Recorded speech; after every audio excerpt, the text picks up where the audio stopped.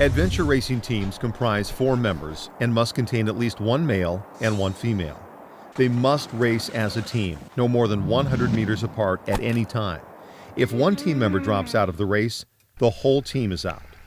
Like other multisports, adventure races feature multiple disciplines, such as mountain biking, kayaking, climbing, and trekking, many hundreds of kilometers across varying environments. This is roughly the distance between Madrid and Lisbon. Being a global series, race courses take advantage of local culture, immersing teams in traditional experiences. There's no marked route, but they must navigate to checkpoints dispersed 20 to 50 kilometers apart. The route they take is solely dependent on their navigational skills. GPS devices are not allowed, and they get their maps just 24 hours before the race starts. Teams race non-stop throughout the night, resulting in just 2 to 3 hours of sleep, often right on the ground.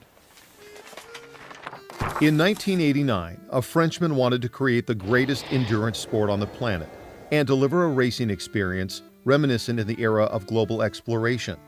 He created the Raid Gauloise, which is considered to be the first modern adventure race. It was such an exciting concept that other large adventure races, or expedition races as they're sometimes known, evolved notably. The Eco Challenge and the AR World Championship. Over the years, adventure races of every length, organization, and type have sprung up all around the world.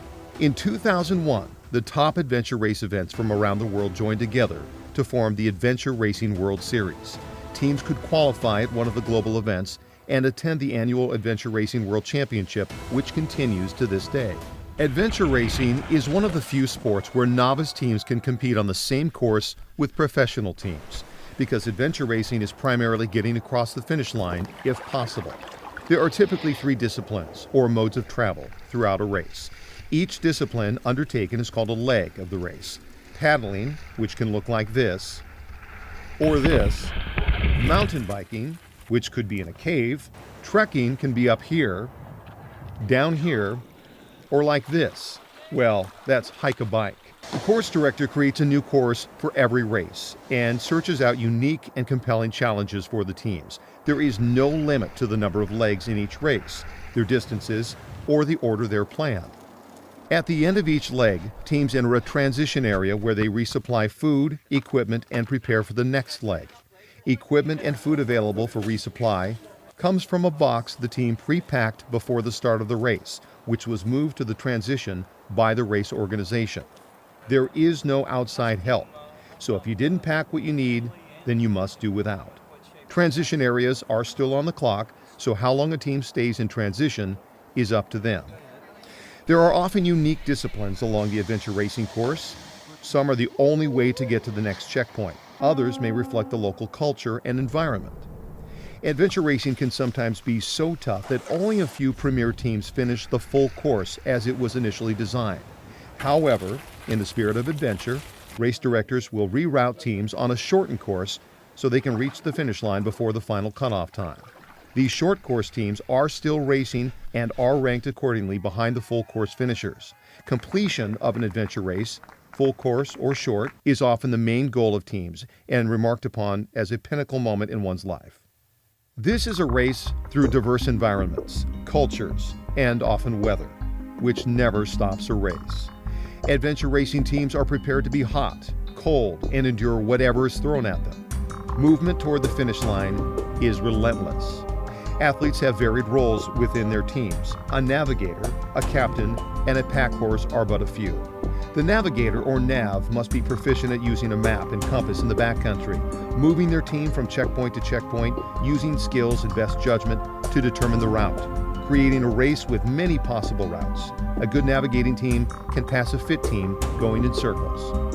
The captain is the master of a team's strategy. They must balance the team's strengths and weaknesses against the challenges of the course and other teams. Often, they will set the team's pace, when and where to expend effort, and when to rest or sleep. Then there's the pack horse. Over many days of racing, everyone on the team is going to have a bad day. They might dehydrate, get sick, have low morale, or be injured. Each team usually has a physically stronger teammate that can carry multiple backpacks or tow a teammate to keep them going.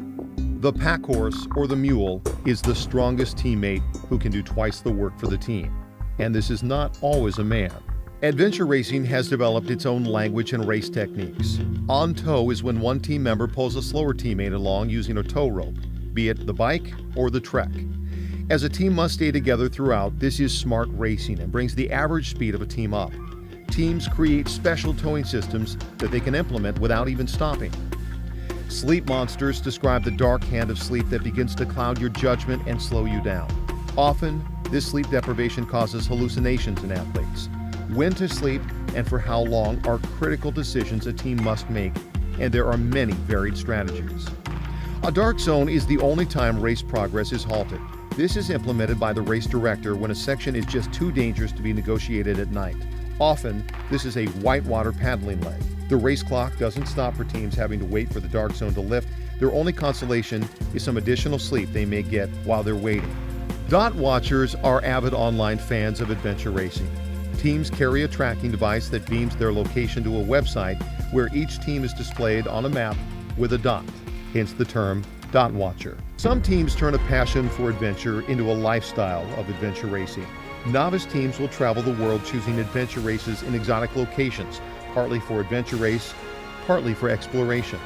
Premier teams will compete professionally or semi-professionally on the Adventure Racing World Series circuit. They're able to earn a world ranking and compete for the title of Adventure Racing World Champion.